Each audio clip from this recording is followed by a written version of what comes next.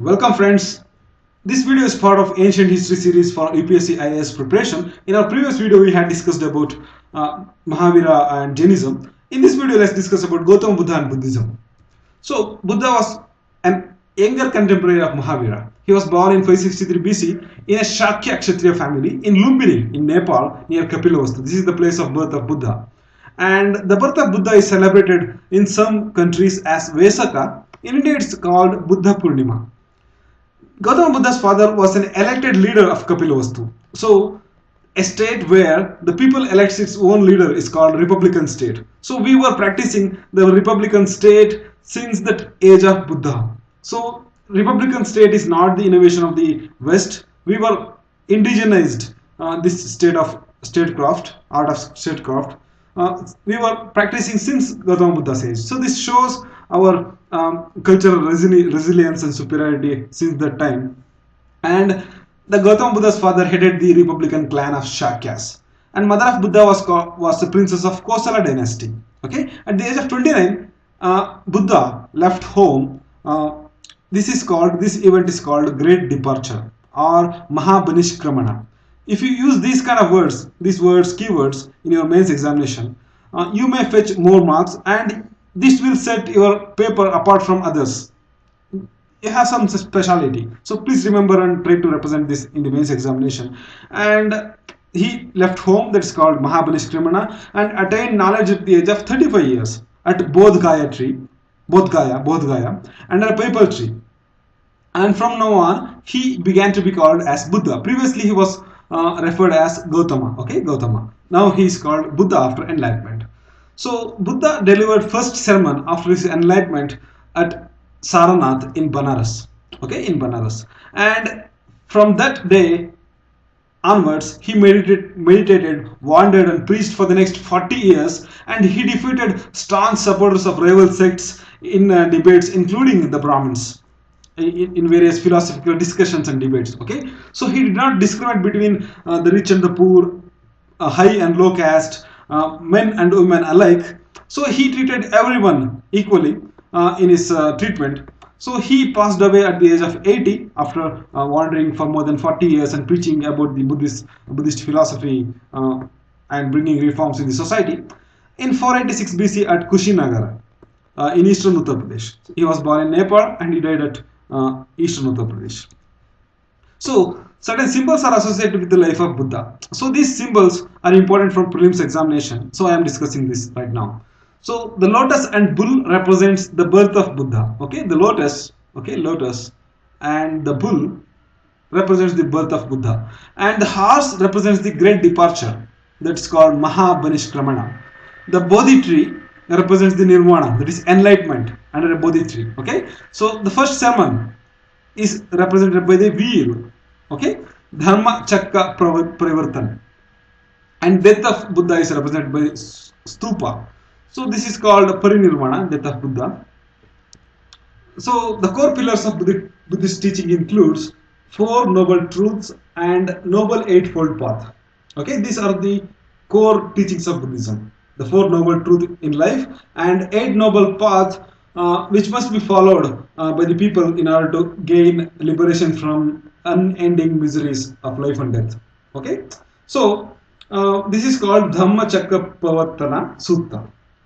So the Four Noble Truths of Buddhism is dukkha, okay, sorrow, and the cause of dukkha, cause of sorrow, and prevention of sorrow, the path of prevention of sorrow. So the first noble truth is sorrow. That means the world is full of sorrow, and everything from birth to death is that death brings sorrow in life.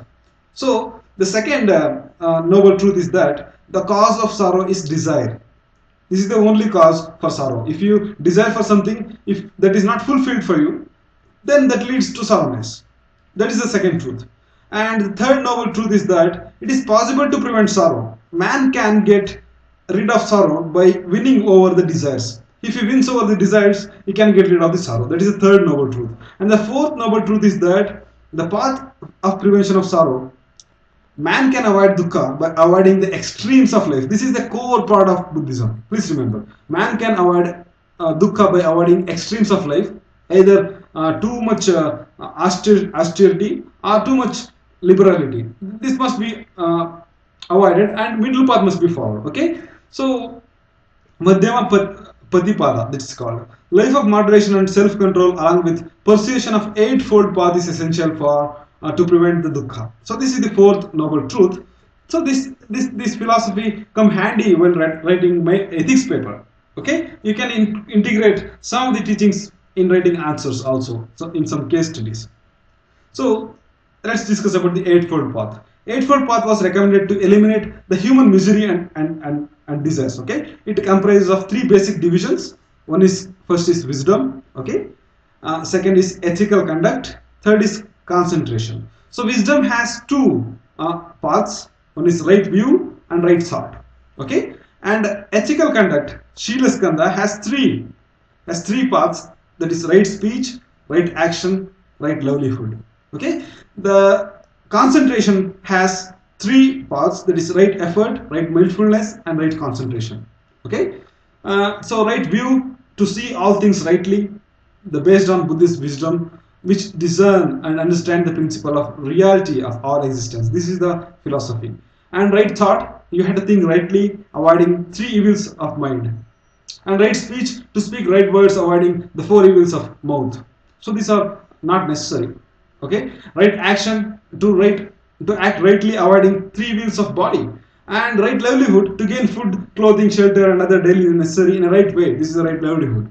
And right effort is never to do evil and away, always do good. Right mindfulness is to have continuous right mind towards both oneself and others.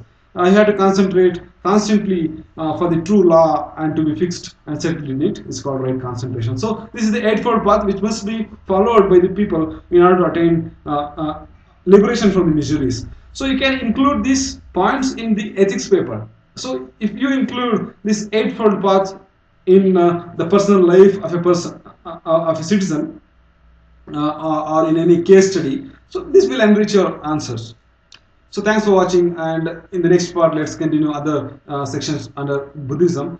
I have started a new initiative called Weekly Current Affairs Analysis Initiative, and this is very important, very important and essential for prelims and mains preparation. That is an integrated course. If you are interested, you can subscribe to that.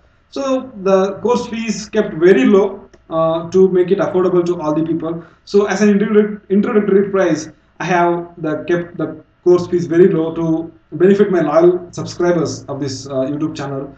After April 5th, I am going to revise the fees. Okay, this introductory offer is only for my subscribers. Okay, because you are the one who supported this channel. Thanks for watching. If you want, you can subscribe. Please click here